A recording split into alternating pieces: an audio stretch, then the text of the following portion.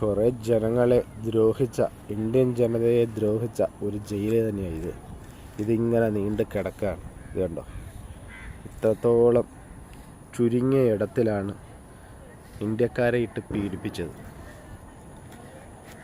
ഈ ജയിലിൻ്റെ ഓർമ്മ ഓരോ മലയാളികളുടെയും ഓരോ ഇന്ത്യക്കാരൻ്റെയും ഓർമ്മയായി ഇന്നും കണ്ണൂരിൻ്റെ തീരദേശത്ത് നമുക്ക് ചെന്നാൽ കാണാവുന്നതാണ്. കാണുമ്പോൾ ഇപ്പോൾ ഭംഗിയുണ്ടെന്ന് തോന്നുമെങ്കിലും പണ്ടിതൊരു ഭീകരാന്തരീക്ഷം സൃഷ്ടിച്ച ഒരു കോട്ട തന്നെയായിരുന്നു. അതിന് മെയിൻ കാരണം ഈ കടലാണ്. പോർച്ചുഗീസുകാർ അവരുടെ ഒരു ഒളിത്താവളമാക്കി തീർക്കാൻ സാധിച്ച ഒരു ഫോർട്ട് തന്നെയാണ് സെൻറ്റ് ആഞ്ചലോ ഫോർട്ട്.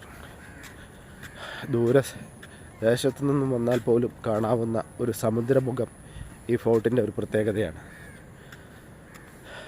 ചുറ്റിനും മതിലുകളാൽ കെട്ടി സംരക്ഷണ ഭിത്തികൾ തീർത്ത് അതിൻ്റെ ഉള്ളിൽ ഇന്ത്യക്കാരെ ഇട്ട് ഉപദ്രവിച്ച ഒരു ജയിൽ കൂടിയായി ഇത് ആവർത്തിച്ചു.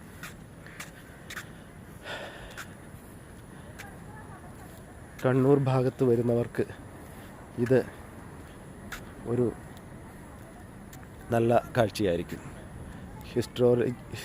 ഹിസ്റ്ററി ആഗ്രഹിക്കുന്നവർക്കും താല്പര്യമുള്ളവർക്കും മാത്രമല്ല ഓരോ ഇന്ത്യക്കാർക്കും ഇത്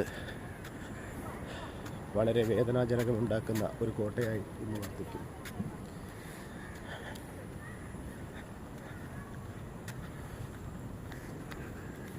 ഈ ജയിലുകൾക്കൊക്കെ വളരെ വീതി കുറവാണ്. പക്ഷെ വിചാരിക്കുന്ന അളവിൽ കൂടുതൽ ആൾക്കാരെ ഇതിൽ പാർപ്പിച്ചിരുന്നു. ഈ ഭിത്തികളിൽ ഓരോരുത്തരുടെയും കണ്ണീരിൻ്റെയും ചോരയുടെയും മണം നമുക്ക് കാണാൻ പറ്റും. ഇതിൽ കൂടെ താഴോട്ട് ഇറങ്ങാൻ ഹൈറ്റിലായതിൻ്റെ പേരിൽ നിങ്ങളെ കാണിക്കാത്തതാണ്. ഇത് കണ്ടോ, ഏത് ദേശത്തു നിന്ന് വന്നാലും ഈ ദേശത്തുകൂടെ പോകണമെങ്കിൽ ഇവരുടെ കണ്ണ് വെട്ടിച്ചിട്ട് പോക്ക് നടക്കില്ല.